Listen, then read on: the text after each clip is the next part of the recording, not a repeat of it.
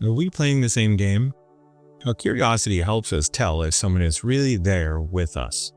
By Adam Terpstra. Imagine you're getting ready to play a game of baseball. You walk up to the field with your glove, bat, and ball, ready to connect, ready to play. But the other person shows up with a cat. Not a bat, a cat. They step onto the field like, okay, let's play. And suddenly you're wondering, are we even playing the same game?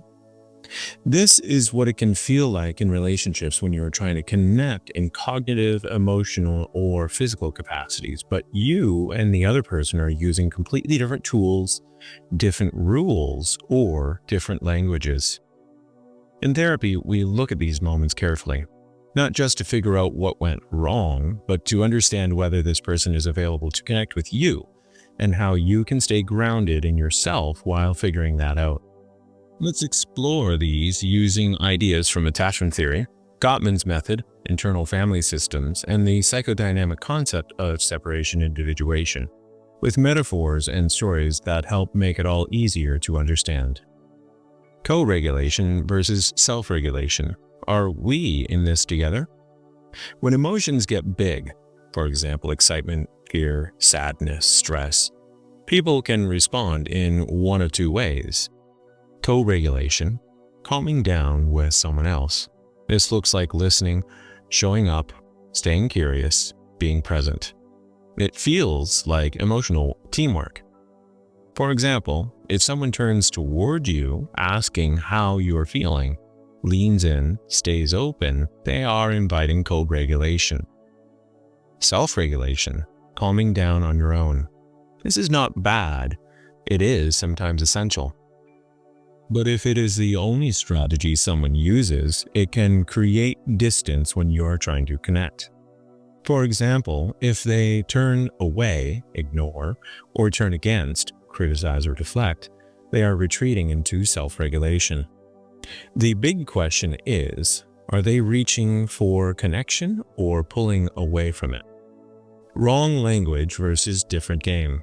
Let's go back to the baseball metaphor. Sometimes someone shows up and they want to connect, but they just keep missing the ball. They have the bat, they swing, but they whiff every time. That is like using the wrong language in relationships. The person may care, but their words, timing, or tone are not landing. Other times, they show up with a cat instead of a bat. They are not even trying to play the same game. That is like when someone is emotionally checked out, avoidant, or playing by totally different relational rules. They may not be able or willing to meet you in the emotional field where you are trying to connect.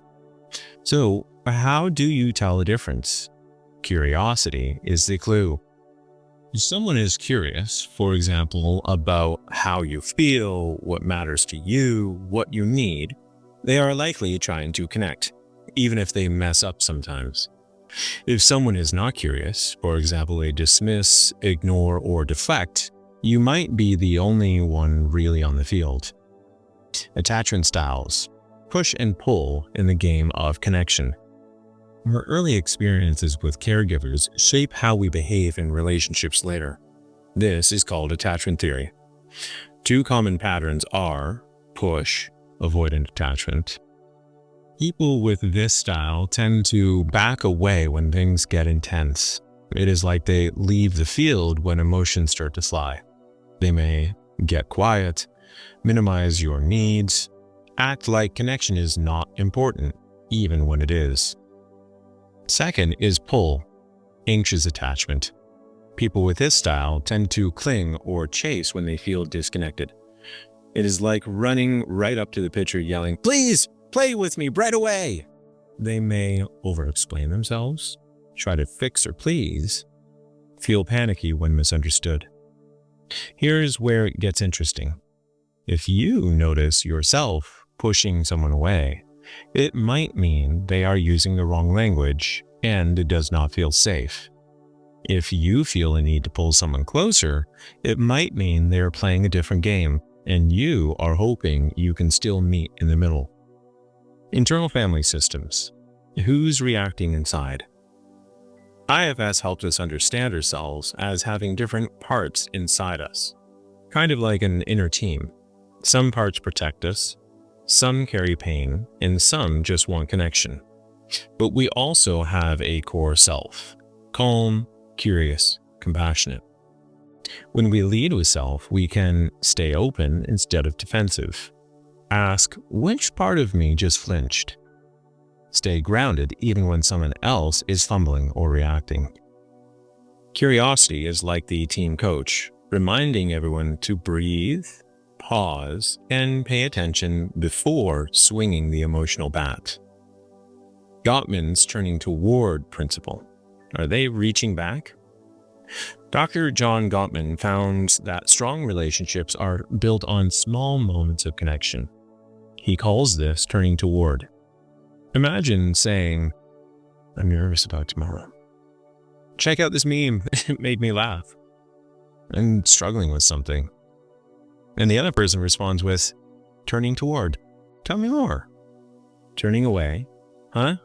Anyway. Turning against. Why do you always make things about you?